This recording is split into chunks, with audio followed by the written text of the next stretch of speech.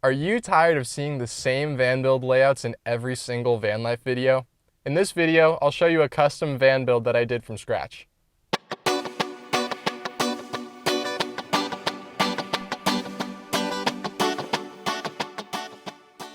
What up world? I'm Hanno. This is my van Bessie. It's my home, my project for the last 10 months, so let's take a look. So when I started building out Bessie, the person who had the van before me kind of tried to do a little bit of a build, but didn't really put in very good insulation.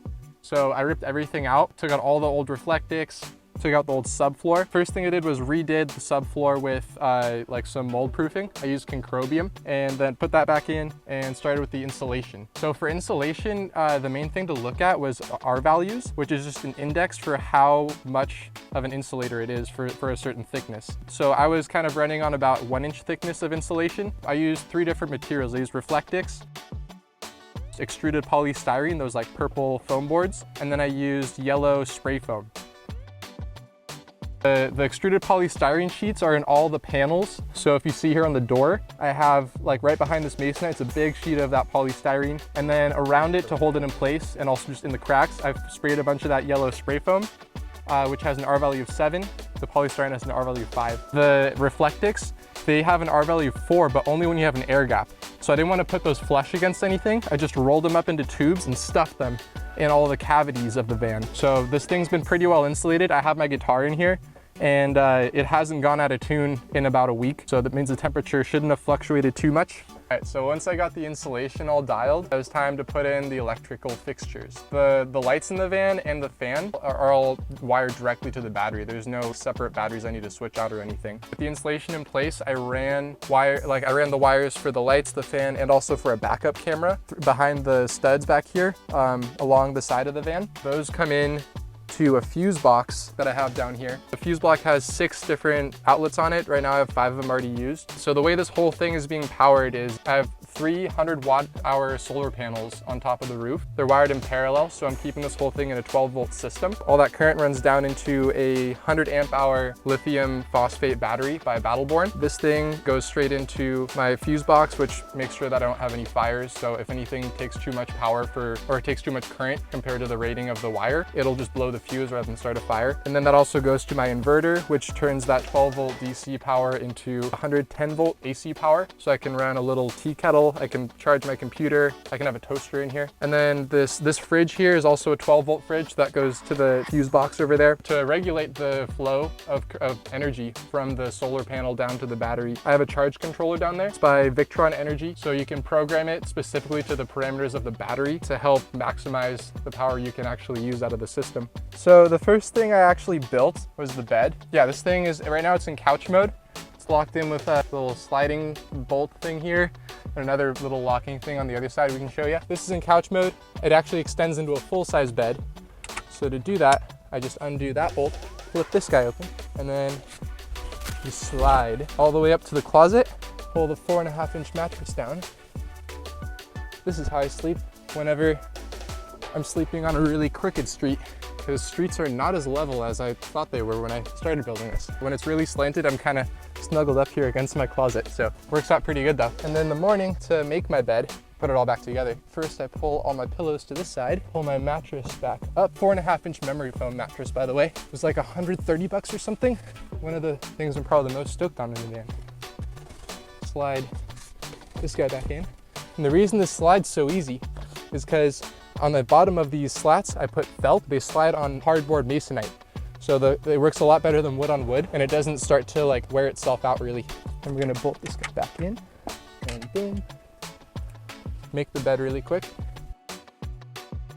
Pillow. And I actually make my bed now because if you don't make the bed, it's too arched in. You can't really lean against it that comfortably. Now it actually has some sort of like back support. So yeah, there's my bed.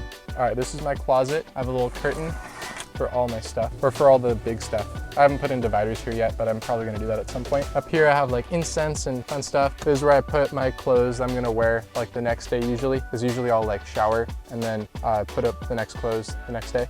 There's my laundry hamper down here. So it's just held on with 4 clips. It's really easy for me to just take out, and like the bag is way bigger than this cavity, so I can stuff it really tight. And then when I take it out, I have plenty of room. And I can wash this bag with everything too. These clips are super easy. All of my little hinges here are soft close, so I can just kind of give it a quick little jerk and they'll close real nice like that. Then down here I have, with magnets secured, a bigger door. I got all my shoes. We have a drone. Don't know how to use it yet, but we're gonna do some fun stuff. Got a foam roller, breaker bar, torque wrench, all that good emergency stuff. Trash bags, compostable bags. We also have water filters, because to fill up the water tank, we get to use purified water. Then over here we have a little toilet by Luggable Loo. Haven't had to use this yet. This is just kind of an emergency thing. We got a lid on a 2-gallon bucket with a compostable bag inside. And then I need to get some like kitty litter or something, or sawdust. Probably throw this away. I don't know if this is smell proof. Hopefully we don't have to find out, but we'll see. I have my bowls and whatever. This is all enameled steel, so if I drop it, nothing too bad should happen. We got some utensils hanging up on a magnet board. Let's check out the rest from the other side of the plumbing.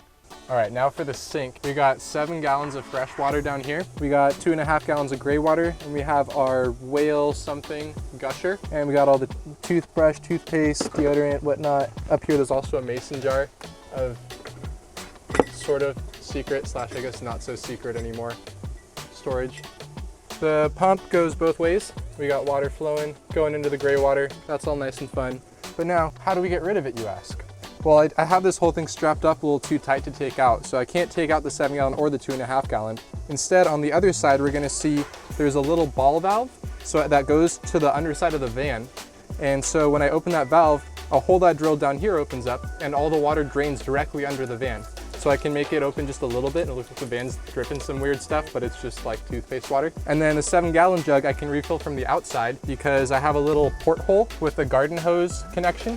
And right back here, we got a 50-foot drinking water safe hose, and we saw the water filters down there. So I just hook this thing up to a spigot, and then I plug it into there, and I can fill up all the water. And then I have the 5-gallon jug back there is just for like mountain biking water, which is easier to fill the Camelback with. So don't have to carry any big jugs of water anywhere. So for security, I don't want to just rely on the locks of the van itself. They're not massively reliable.